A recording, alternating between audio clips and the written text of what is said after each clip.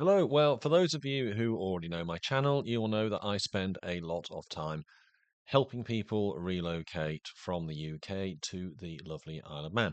And so today I thought what I would do is maybe spend a little bit of time answering some of the most common questions that I am asked by people on the telephone and putting them on this video, which might save some of you some time.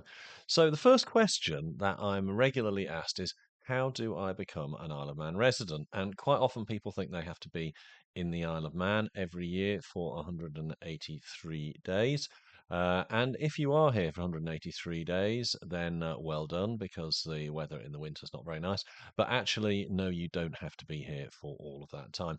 We've still got in the Isle of Man the old UK ordinary residence test for residents, and that means that essentially, if you spend more than 90 days in the Isle of Man every year habitually, and you have somewhere to stay, a house which you own or you rent, then you can be considered an Isle of Man resident from the day of your arrival. So you'll only need to spend more than 90 days here, but you will have to have an intention to continue to do that for the foreseeable future, which, according to our income tax division, is 4 years or more, basically. So, 90 days, more than 90 days is sufficient. But remember, that does not necessarily solve your UK tax problems, because you will also have to consider the statutory residence test in the UK. Which brings me on to the next question, which is, how many days can I spend in the UK if I've moved to the Isle of Man? Now, that, as we've just said, is determined by something called the Statutory Residence Test, which came in 2013. And it's a rules-based test, so it will give you a definitive answer as to whether you are a UK resident under the terms of that test. It's got a three-part test. The first part, if you pass that, will mean you are automatically not a resident of the UK. The second part will mean that you are automatically a resident of the UK. And the third part, which is called the sufficient ties test, is the part which normally we end up relying on for people. And that part essentially looks at your relationship with the UK, how close that is, and there's five aspects that they look at. And the more ties, which is what they call those relationships you have with the UK, the less number of days you're able to spend in the UK. So very, very briefly, the ties are as follows. Have you spent more than 90 days in the UK in the previous 2 tax years? Most people have that tie. If you have that tie. Second tie is, do you have accommodation available to you in the UK, and do you use it? That's the accommodation tie. The third tie will be the work tie. Have you worked for more than 40 days in the UK during the year? If you have, you'll have that tie. By working in the UK means physically in the UK. So if you do something remote from the Isle of Man, that is not a problem. And then there is a family tie, which basically relates to whether you have a spouse or minor children who are still living in the UK. And if you do, you have that tie. And then finally, there's the geographic country tie, which essentially says if you spend more days in the UK or more midnights in the UK than any other country, then you will have that tie.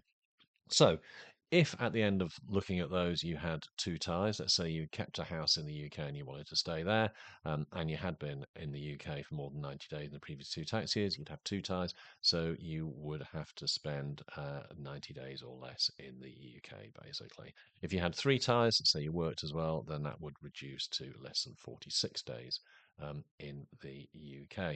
So that really is how that works.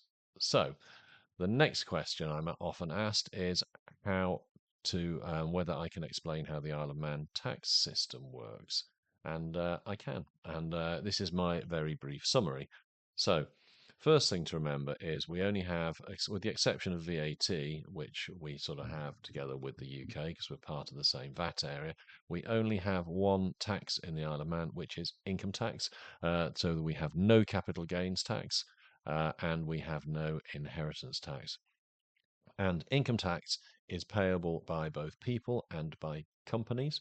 In most cases, companies pay income tax at 0%, which is very nice.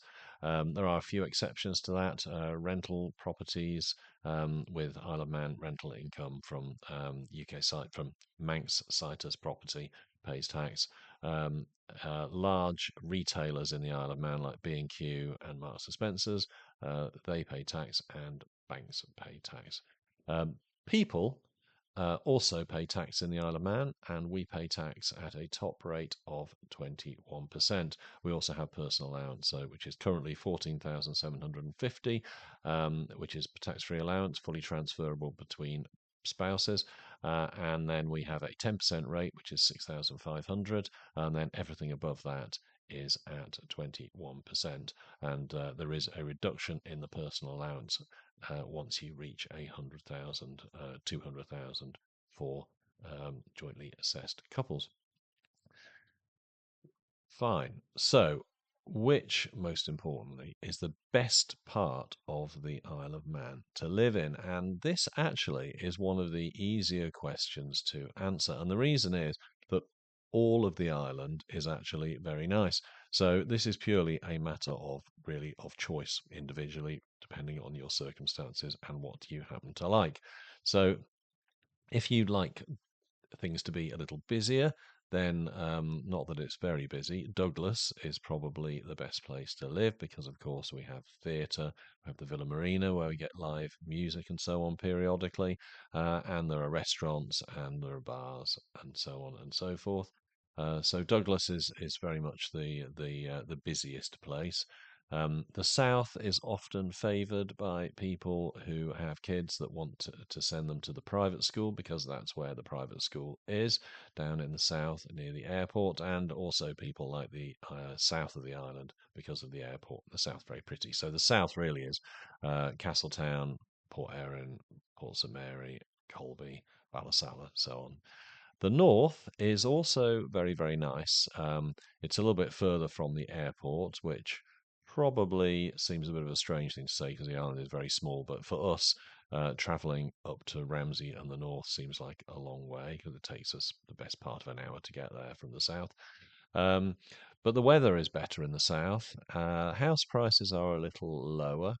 And so you can probably get a larger house for less money if you look in the north. So that would be the best place to go if you are looking for a bigger house and better weather. Go to the north.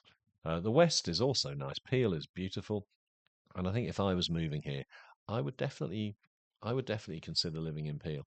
It's got a really nice harbour. It's got a fabulous castle. It is known as Sunset City.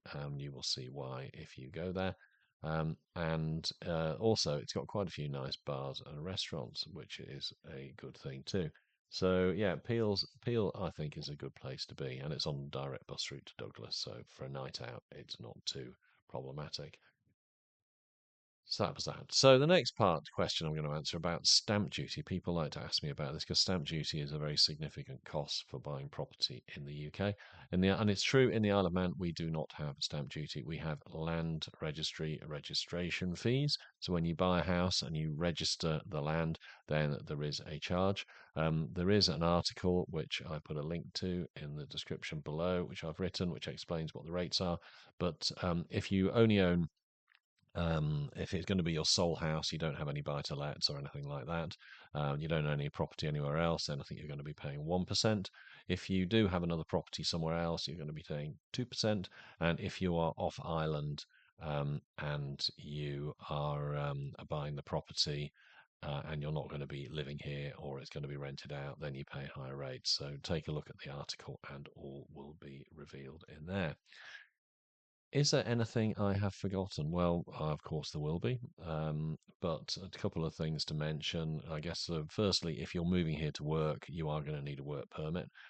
If it generally easier than it used to be. If you're an entrepreneurial type working for yourself, then it should be pretty much a formality to get a work permit. If you're working for somebody else, then they will have to apply for the work permit for you. But again, it's very unusual these days, and that's a problem.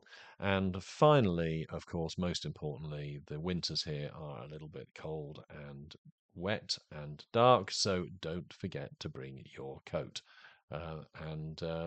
Yeah, I think that pretty much wraps it up. I hope that was helpful. But any questions you may have, feel free to come back to me in person. Details are below in the description. Thank you very much.